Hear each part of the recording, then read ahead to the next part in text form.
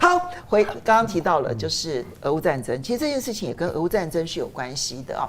那么泽伦斯基现在呢提出了他的胜利计划，他当然先到了美国一趟，提出了胜利计划。其实美国有一点点把它摆在抽屉里头，不再看它。那他就对整个欧盟啊提出来这个胜利计划，但是反应冷淡。其实就连北约也是反应冷淡。他的胜利计划很简单，就是你赶快让我加入北约，我们就会赢了。就简单来讲是这一句话。可是我们看到，北约跟欧盟的反应，其实都觉得可能整个情势是完全刚好相反的。好，拜登呢终于要去访问德国了。那当然这里面跟俄乌战争、跟中东局势都有很大的关系。之前他访问德国的行程呢，是因为飓风的关系，所以延迟了。在访问德国之前呢，那么拜登跟泽伦斯基通了电话之后呢，承诺要给泽伦斯基呢在4亿美元的新军援。虽然我们看到西方媒体努力的要把这个军援跟胜利计划搭在一起，但其实一点关系都没有。就是拜登并不支持那个胜利计划，这才是这里头的核心。因为胜利计划里头是要让美国、英国、德国这些盟友放这个泽伦斯基，放乌克兰，把那个所有的武器打到俄罗斯领土，这件事情没有任何的限制，但美国从头到尾就是不同意哦。好，那么现在呢，乌克兰说呢，他们希望在拜登离开之前能够收到加入北约的邀请，但是美国驻北约的大使很直接的说，我们现在没有任何这样的计划。好，这边先请教一下永明，怎么去看待乌克兰的情势？不是他的胜利计划，其实是乌克兰的情势。胜利计划，它在美国的时候，我们其实不太清楚它的内容哈。大概它是要求说让我使用长程飞弹啊，长程武器，那也没有得到同意。现在我们知道它的胜利计划的内容，第一点是要邀请或邀加入北约，第二个是取消外国援乌武器的使用限制，那就是长程武器。好，接下来你继续听。第三点是乌军持续在俄国本土活动。第四点是在乌克兰部署核武以外的战术核主力，那就是中程飞弹。第五点是和美欧伙伴合作开采乌国的金属矿产资源。最后呢，他提到俄乌战争结束之后，让乌军接替目前驻欧的部分美军。各位，这个基本上是什么呢？这是卖国计划。这是乌克兰毁灭计划。如果这个真的是成型的话，现在当然不可能哈，它就不是乌克兰的，它叫做西波兰，你知道吗？也就是让我做西波兰，哈。那如果真的是在战争发生之前，美国这快军斩乱麻的，就是这个整个把这些东西都做到，那个时候乌克兰搞不好真的变成西波兰。但是你现在的这个战争的情势，你剩下的乌西都不可能变成西波兰，而停火之后、停战之后的剩下的乌克兰，都不可能会变成任何一个胜利计划里面你会做得到的。所以他本来想要用矿产开采这件事情去吸引西方的这一些。他昨天还传一个新闻，他国有银行全部拿出来卖。对啊。他在拍卖他的国有，他已经是这就是卖国国嘛，有银行哦，对不对？而且基本上我已经他把他剩下来的所有的资产要全部拍卖掉了，就国有的，他没有钱了，所以他在求什么东西？都在拍卖。他现在人口剩下跟我们台湾一样的人口了，他在求什么？他求他自己的位置能够持续的做下去，就是泽连斯基，对不对？那这就不止单纯的卖国，就把这个国家给消灭，所以我把它叫你干脆做西波兰，你就不再是乌克兰，好。那如果说你在战前的话，说不定你愿意这么做，美国还愿意配合，那这个俄罗斯可能这个因为还有所忌惮的这个忌讳的关系哈。但是呢，市场当然不可能。所以当你提这个东西的时候，美国怎么看？北约组织怎么看？那我看到那个北约组织现在这个大使哈，他叫做 Julian Smith， 一个女性的大使哈，他也说我们目前没有邀请乌克兰。啊，这是委婉的说法，就是他不会去接受这个胜利计划。那个大使她就是卢兰的女弟子，你知道，因为在奥巴马时期，卢兰就是现在已经退休，在哥伦比亚大学教书的那个卢兰 Victoria 这个卢兰，然后呢，他那个时候在做就是美国驻这个北约的大使，而这个时候的史密斯呢，他是在国防部里面负责欧洲事务的这个等于是助理次长，一脉相承啊。一脉相承。橘色革命就他搞，也就是橘色革命是他搞的，所以尤其橘色革命更证明一个事情，就2014年的时候，对。橘色革命更证明一个事情哈，其实是什么呢？那美国其实不是太在乎意识形态的，那个时候你不要忘记啊。就是不承认选举结果，硬是推翻了刚当选出来的这个乌克兰总统。不止如此，普丁在2000年99年上来之后，2000年选举，然后呢04年连任，对不对？那你不要忘记，那个时候98年，这个俄罗斯是加入到 G8， 就8大工业国，所以在政治上面它是民主选举制度国家，在经济上面它是美国的伙伴关系俱乐部里面的成员，而美国还持续的推动颜色革命，然后呢，这是2004年、2010年的时候呢，米洛塞维奇再回来重新再选上之后，他再推动2014年的就是这整个把他给革命赶下台。所以从美国而言呢，他还不在乎你什么民主政治，我讲的是俄罗斯，或者是乌克兰的民主政治。他在乎的是俄罗斯那个5、6千枚的核武弹头对美国的国安威胁。他在乎的是地缘政治。对，就是这个东西。对。好，所以郑亮刚刚听起来就是乌克兰现在泽伦斯基已经把乌克兰的所有剩下来的家当全部拿出来拍卖了，希望你们那就这样子，你们的所有的军队都来吧，你们所有的武器都来吧，你们就让我加入北约吧，用这样的方式来换取他的生存计划。但从这个国际反应来看的话，即便把所有家当拿出来了都没有用。我现在那个前北约秘书长Stoltenberg， 对，他前一阵子接受《金融时报》访问你说退休前还是退休后？退休后，就最近嘛，就最近，不然他不能讲这么白。对，吕特已经上台了一阵子了。我觉得他讲那个话是他内部讨论过的大白话了。他就说北约的第5条集体安全那欧洲国家会怕嘛，因为你有领土争议，那动不动就要把大家卷进来讲到这里，他就说，可是也有例外。Stoltenberg 他就说他说你看美国跟日本有共同防御条约，可是没有包括北方4岛。对不对？那也是日本认为是它的主权然后还有，他说但是有包含钓鱼台。不，那个是你后来才加的嘛。对。那美国跟德国、西德啦，也有保护的承诺没有包括西柏林。所以他的意思，我觉得他隐隐约约已经讲出他的想法了。就领土换北约啦。不是全北约，对，是局部的安全承诺。对。比如说他的局部我认为很有可能就只有内伯河以西了。对啊，就是这样。可是这个案子还没有被人家提出来。因为你如果没有给乌克兰一定程度的安全承诺，没有人敢去和谈因为你去右翼就说你是投降嘛，你根本没有退路那你就会被暗杀所以你一定要有一个至少是局部的安全承诺可是这里就产生了一个没有被保护的地带那哈尔科夫怎么办呢？之类的。可是那个就是后面的问题了。至少你保住基辅嘛，对不对？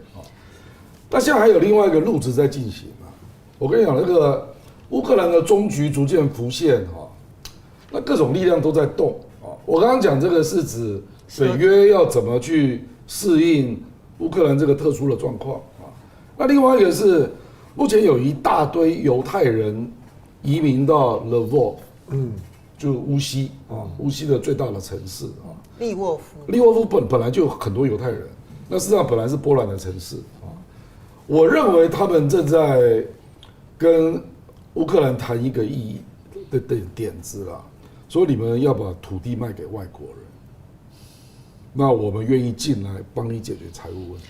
哇，犹太财团，那也会连上波兰波兰实际上这个提案早就提过了，因为乌克兰的土地不能卖给外国人。那事实上，波兰非常想买，因为那个土地本来是他的是2战被割出去的那波兰就说，我进来了，然后我跟你做一定程度的安全承诺，我的部队也可以进来，我想只要进来他就不会走了啦。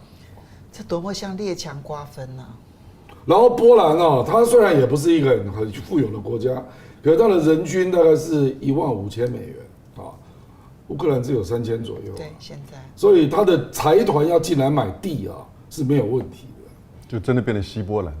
不，就是他们不，这也不能说直接切出去了，也不是说叫你这个领土就割据给波兰。你有主权，但是上面的土地是我们的。哎，对，然后他说我部队要进来，而且我的行政官也可以来跟你行政共享，我协助你管理啊。那这个波兰也还没有答应，可是我跟你讲，这2个方案都浮现了，都浮现。好，所以香龙对泽伦斯基来讲是拍卖家当，然后去换他在政治上面有一个下台阶。但是刚刚呢，郑亮所提到的是斯托滕伯格。事实上，前一阵子《金融时报》也有一个很奇怪的一个 opinion， 说领土换北约。所谓的领土换北约，就是你有部分的领土我完全不加入北约，那就是被俄罗斯占领了。然后呢，剩下来的领土可以加入北约。可是涅伯尔以东啊，北约对呀，不愿意承诺，就是这个领土嘛，就是这个部分的领土，这部分的领土我完全不管，然后剩下来的可以加入北约。就是《金融时报》冒出了这个想法，恐怕跟斯托滕伯格的推销有很大的关系。然后呢，犹太财团要去买乌克兰土地这件事情，是最近常常被讨论的一个话题。所以这几个方案哦，跟泽伦斯基所提的卖家当进北约，其实是很不一样的思维逻辑。看起来列强在乌克兰身上到底要瓜分多少的利益，现在反而是台面下正在积极进行的一个重点。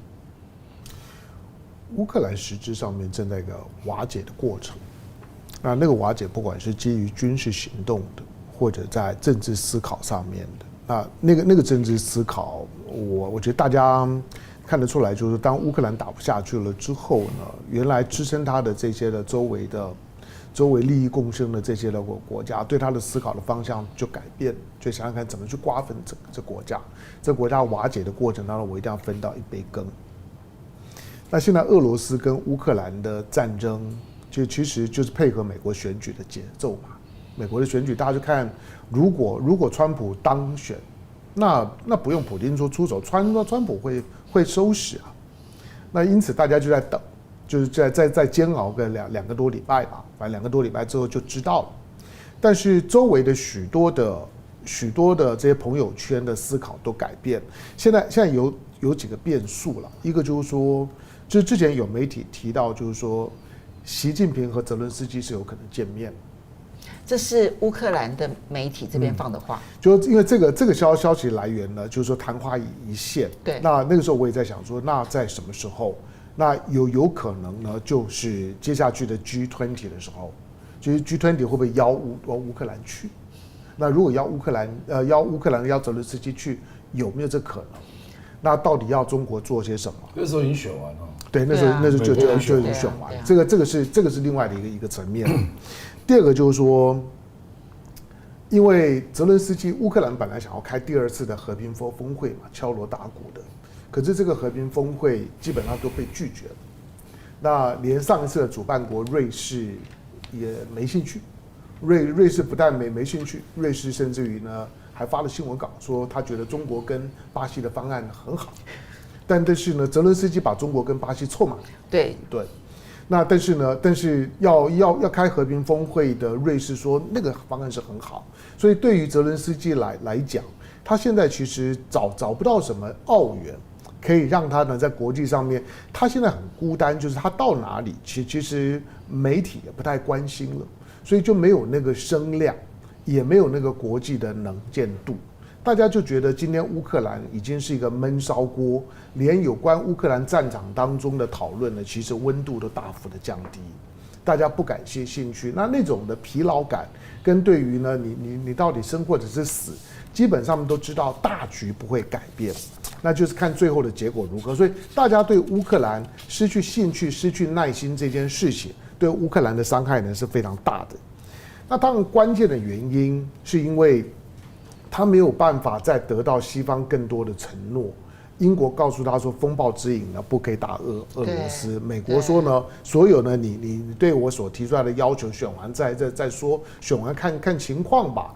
那德国呢，之前呢，泽伦斯基呢去看了，那根本就德国呢就完全呢把这些所有你的提案，管你什么胜利方案的全部呢都搁置。你光看泽伦斯基提的他所谓的胜利方案，那个胜利方案近乎天方夜谭，一厢情愿，俨然他是欧洲的大哥的感觉。我光看他的最后所提的那一点，我听了都会觉得说，我如果是欧洲国家作何感想？我如果是德国、意大利作何感想？美军在欧洲驻防最多的几乎全部都在德国，90%的美军是在德国。为什么？他在控制德国。剩下的少部分呢，在意大利这些地方呢放一点点，然后你说呢，我乌克兰军队呢来帮你来取代美国，德国作何感想？我觉得你要知道美军的驻防对许多的北约国家来讲是一种安全感，那就是一个军事同盟概念，对嘛？就是你有你美国人在这个地方嘛，你好歹得要认真点嘛。但是呢，如果是呢美军不在乌克兰在，那我美国还管你去死呢？就要打就打吧。何况呢，就德国这样的国家还要把我的安全呢寄托于在战场上打败这样的乌克兰的军队，我就不知道泽伦斯基怎么想的。你是在把自己的军队当佣兵啊？对，你好像在羞辱德国，羞辱北约一样。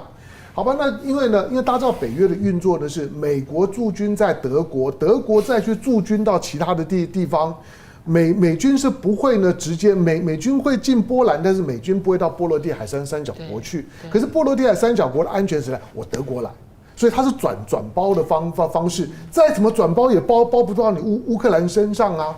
所以乌克兰在提这些东西的时候，你就觉得他基本上就只是在提一些天方夜谭的东西。至于呢，他这2天呢在做的是事情呢，我有一些另类的想法。我认为他现在在做他的一个就是说资本处理，把他的这些呢执行的都拿出来呢，到跳蚤市场卖一卖的，表面上来讲是筹钱。可是其实这是西方资本感兴趣的东西，西方资本虎视眈眈的。对俄乌战争来讲，对西方资本最感兴趣的是战后乌克兰要怎么样去吃它，要如何去烹调乌克兰，是西方资本最感兴趣，要做成什么菜。所以呢，这些资本在现在价格很低的时候拿出来拍卖，是西方资本非常感兴趣的。他确实在讨好西方资本集团。对，那这些的资本进来对乌克兰有没有好处？有好处，就是当你西方的资本在乌克兰有资产摄入感越多的时候，他对战争的意见就更多。那这个呢，对乌克兰来讲，变相的多一重的安全保证了。就像有很多的企业宁可让一些的大企业来入股是一样的，就是增加我的安全感。那个资本的摄入是一种的增加我本身企业保障的方式。乌克兰是用这种方式在提升自己的安全感，尤其现在乌克兰反正价格很低嘛，所以呢，西方资本呢也会非常感兴趣。但你觉得会有成功的机会吗？会啊，因为我说我觉得。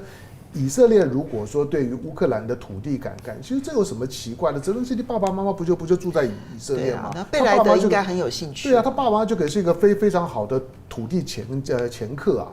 那在他境内的就是说有犹太人，而且我问，在乌克兰境内的犹太人，还是呢犹太人里面的很保守的那一块啊，还不是世俗化的犹太人嘛，是基本上面呢是比现在的以色列境内的那些保守派犹太更保守的，所以纯粹的纯种的犹太人还不见得在今天的以色列呢，还在乌克兰，所以乌克兰在现在的战后处理其实已经开始在启动了，就大家可以预期到，就像舒尔茨讲的，不管美国选举结果怎么样，这场战争2025年要结束。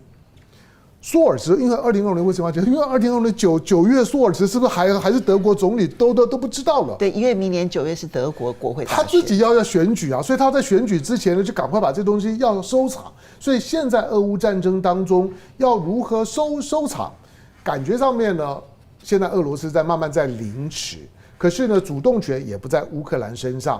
现在乌克兰连要投降的资格都没有，就是看西方国家把利益分配好了之后呢，再把所有的处理方案摊在台面上面，把乌克兰的地图摊出来，会不会最后的结果，涅伯河以东就是俄罗斯的，涅伯河以西就是资本集团瓜分的？